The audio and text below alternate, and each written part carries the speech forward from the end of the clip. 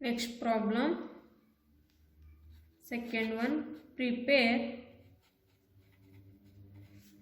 accounting equation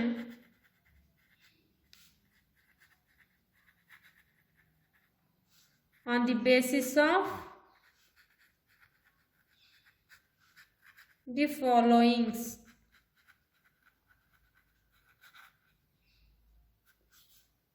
First one, A point. Suman started business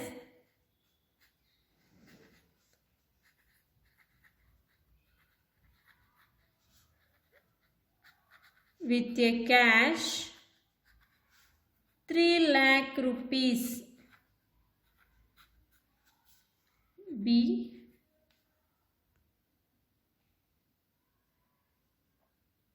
Purchase goods from Ramu for cash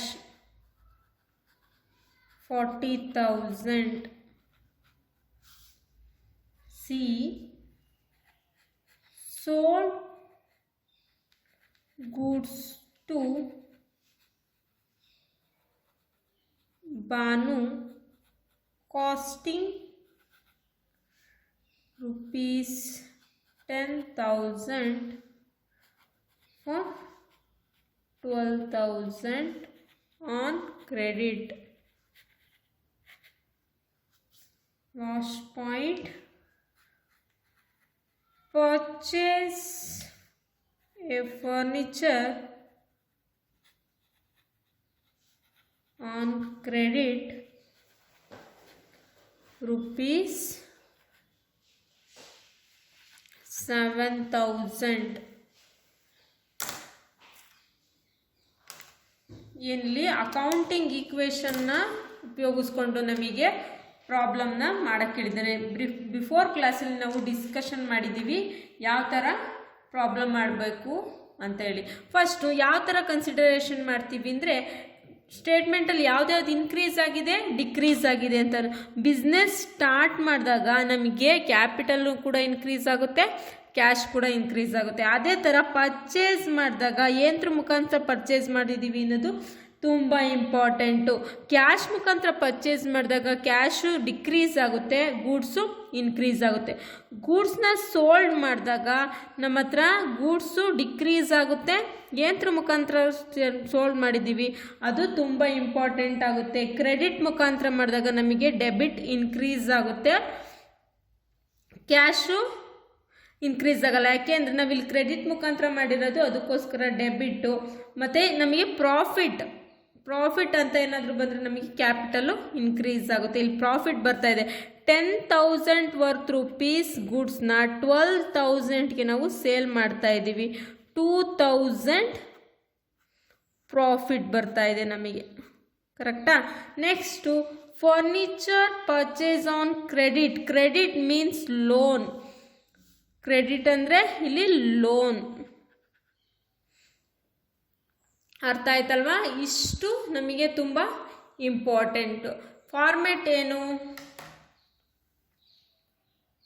format ಬಂದ್ಬಿಟ್ಟು first serial number,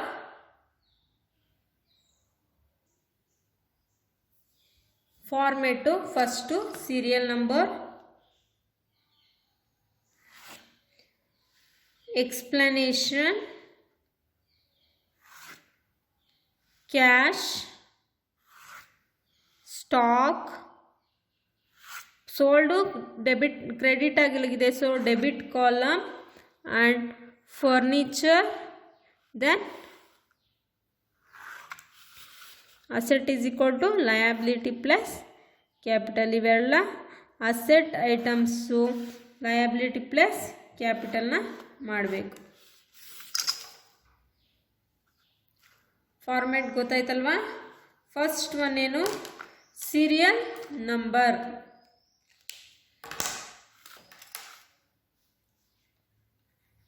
serial number, explanation, explanation, cash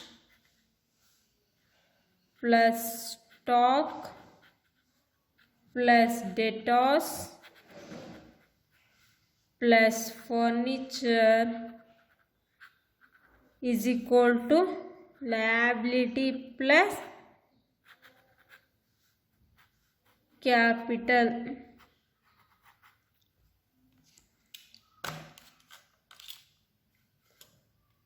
format ನೋಡಿಕೊಂಡು problem. First ಏನಿದೆ, Suman started business with cash. First serial number ಯಾವುದು? A. Explanation ಏನು ಕೊಡ್ತೀವಿ?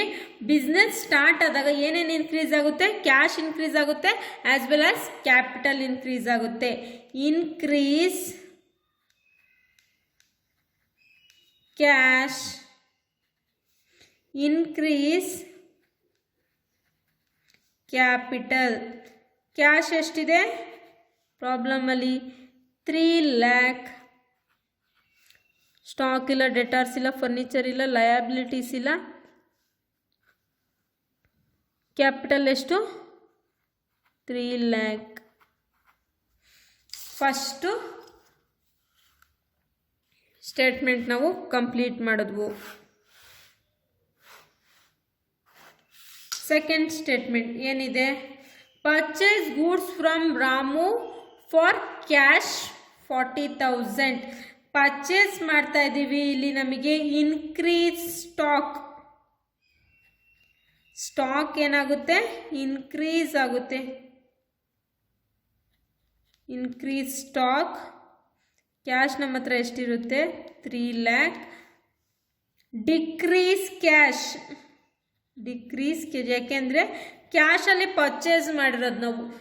ಇವಾಗ ನಮ್ಮ ಹತ್ರ 3 lakh rupees ಇತ್ತು. 3 lakh rupeesಲ್ಲಿ ನಾವು 40,000 rupeesನ ನಾವೇನು ಪರ್ಚೇಸ್ ಮಾಡಿದ್ದೀವಿ? ಸ್ಟಾಕ್ ಪರ್ಚೇಸ್ ಮಾಡಿದ್ದೀವಿ. ಸ್ಟಾಕ್ ಎಷ್ಟು? 40,000. ನಮ್ಮ ಹತ್ರ ದುಡ್ಡು ಕಮ್ಮಿ ಆಗುತ್ತೆ, ಸ್ಟಾಕು ಜಾಸ್ತಿ ಆಗುತ್ತೆ. Same as it is 3 lakh ಇರುತ್ತೆ. ಕರೆಕ್ಟ್ ತಾನೆ? ನಮ್ಮ ಹತ್ರ ಸ್ಟಾಕ್ ವರ್ತ್ ರೂಪೀಸ್ 3 lakh ಇದೆ. ಸಾರಿ, ಸ್ಟಾಕ್ ಇರೋದೆಷ್ಟು ನಮ್ಮ ಹತ್ರ? 40,000. ಕ್ಯಾಶ್ ಇರೋದೆಷ್ಟು? 3 lakh 40,000 ಹೋದರೆ 2,60,000 ನಮ್ಮ ಹತ್ರ ಕ್ಯಾಶ್ ಇರುತ್ತೆ. ಟೋಟಲ್ ನಮ್ಮ ಹತ್ರ ಕ್ಯಾಪಿಟಲು 3 lakh ಇರುತ್ತೆ. Next, sold goods. ಗೂಡ್ಸ್ನ ಸೋಲ್ಡ್ ಮಾಡಿದಾಗ ಏನಾಗುತ್ತೆ? ನಮಗೆ ಡಿಕ್ರೀಸ್ ಸ್ಟಾಕ್. ಏನು ಇನ್ಕ್ರೀಸ್ ಆಗುತ್ತೆ? Debit increase. Bit increase. ಯಾಕೆ ಅಂದರೆ ನಾವಿಲ್ಲಿ ಕ್ರೆಡಿಟಲ್ಲಿ ಕೊಟ್ಟಿರೋದು. ಕ್ಯಾಶ್ ಎಷ್ಟಿರುತ್ತೆ? 2,60,000 ನಮ್ಮ ಹತ್ರ ಕ್ಯಾಶ್ ಇರುತ್ತೆ. ಸ್ಟಾಕ್ ಎಷ್ಟಿದೆ? 40,000 ಆಫ್ ಕ್ಯಾಶ್ನ ನಾವು ಸ್ಟಾಕ್ನ 10,000 ಸೇಲ್ ಮಾಡ್ತೀವಿ. ನಮಗೆ ಡೆಬಿಟ್ ಆಗೋದೆಷ್ಟು? 12,000. ಪ್ರಾಫಿಟ್ ಎಷ್ಟು ಬರುತ್ತೆ? 3 lakh plus 2,000 profit. Okay, increase profit bracket ಅಲ್ಲಿ ಪ್ರಾಫಿಟ್ ಅಂತ ಹಾಕಿ ಕ್ಯಾಪಿಟಲ್. ಗೊತ್ತಾಗಬೇಕಲ್ವ? ಈಸಿಯಾಗಿ ನಮಗೆ ಐಡೆಂಟಿಫಿಕೇಶನ್ ಗೊತ್ತಾಗಬೇಕು.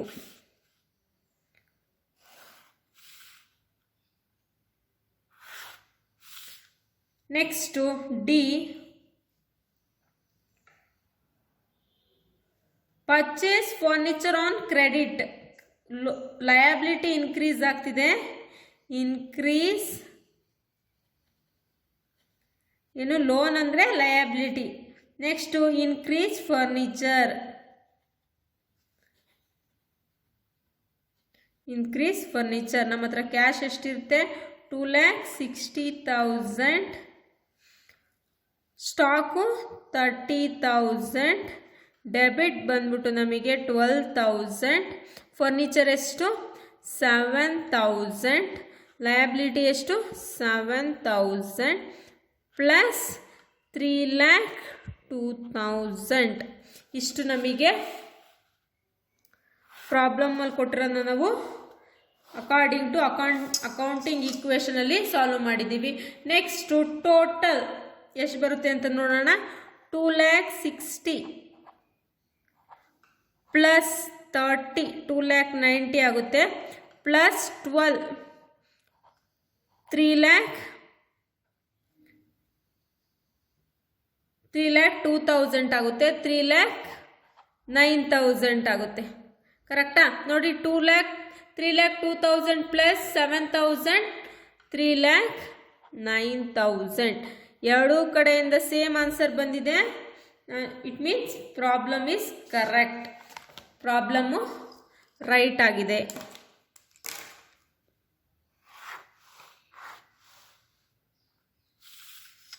ಇಷ್ಟು ಮಾಡಿದ್ರೆ ನಮಗೆ 6 ಮಾರ್ಕ್ಸ್ ಸಿಗುತ್ತೆ ಈಸಿಯಾಗಿ.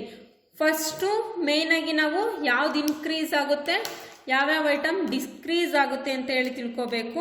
ನೆಕ್ಸ್ಟು ಅದು ಯಾವ್ಯಾವ ಕಾಲಮ್ಸ್ ಇಂಪಾರ್ಟೆಂಟ್, ಸ್ಟೇಟ್ಮೆಂಟ್ ಮಾಡಬೇಕಾದ್ರೆ ಯಾವ್ಯಾವ ಕಾಲಮು ತುಂಬ ಇಂಪಾರ್ಟೆಂಟ್ ಅದು ತಿಳ್ಕೊಬೇಕು. ನೆಕ್ಸ್ಟು ಪ್ರಾಬ್ಲಮ್ನ ಸ್ಟಾರ್ಟ್ ಮಾಡಬೇಕು. I think you all understood the accounting equation problem. ಈ ಥರ ಹೇಳಿ ಅಕೌಂಟಿಂಗ್ ಈಕ್ವೇಷನ್ ಆಗೋಂತಹ ಸ್ಟೇಟ್ಮೆಂಟ್ನ ಕೊಟ್ಟಿರ್ತಾರೆ. ಅಕೌಂಟಿಂಗ್ ಈಕ್ವೇಷನ್ ಹಾಕ್ಕೊಂಡು according to asset is equal to liability plus capital. Cash ಅಂದರೆ ಅಸೆಟ್, ಸ್ಟಾಕ್ ಅಂದರೂ ಅಸೆಟ್, ಡೆಟಾರ್ಸ್ ಅಂದರೂ ಅಸೆಟ್, ಫರ್ನಿಚರ್ ಅಂದರೂ asset. Asset is equal to liability plus capital ಫಾರ್ಮುಲಾಗೆ ನಾವು ಪ್ರಾಬ್ಲಮ್ನ ಪ್ರಿಪೇರ್ ಮಾಡಿದ್ದೀವಿ. ಟೋಟಲ್ ಆನ್ಸರ್ ನಮಗೆ ಅಸೆಟ್ನ ಟೋಟಲ್ ಮಾಡಿದ್ರು ಅಷ್ಟೇ ಆನ್ಸರ್ ಬರಬೇಕು. ಲಯಬಿಲಿಟಿ ಪ್ಲಸ್ ಕ್ಯಾಪಿಟಲ್ನ ಮಾಡಿದ್ರು ನಮಗೆ ಅಷ್ಟೇ ಆನ್ಸರ್ ಮಾಡಬೇಕು. ಅಷ್ಟು ಆನ್ಸರ್ ಬಂದಿದೆ ಅಂದರೆ ನಮಗೆ ಪ್ರಾಬ್ಲಮ್ಮು ಕರೆಕ್ಟ್ ಅಂತ ಹೇಳಿ ಕ್ರಾಸ್ ವೆರಿಫಿಕೇಷನ್ ಈಸಿಯಾಗಿ ಗೊತ್ತಾಗುತ್ತೆ. ಇಲ್ಲಿ ಹಾಕಿರೋಂತಹ ಅಮೌಂಟು ಸೇಮ್ ಇದ್ದರೆ ನಮಗೆ ಪ್ರಾಬ್ಲಮ್ಮು ಕರೆಕ್ಟ್ ಅಂತ ಹೇಳಿ ಅರ್ಥ. ನೆಕ್ಸ್ಟ್ ಕ್ಲಾಸಲ್ಲಿ ನಾವು ಇನ್ನೊಂದು ಥರದ ಪ್ರಾಬ್ಲಮ್ಸ್ ನೋಡೋಣ. ಐ ಥಿಂಕ್ ಅರ್ಥ ಆಗಿದೆ ಅಂದ್ಕೊತೀನಿ ಎಲ್ಲರಿಗೂ ಪ್ರಾಬ್ಲಮ್ಮು ಅಕೌಂಟಿಂಗ್ ಈಕ್ವೇಷನ್.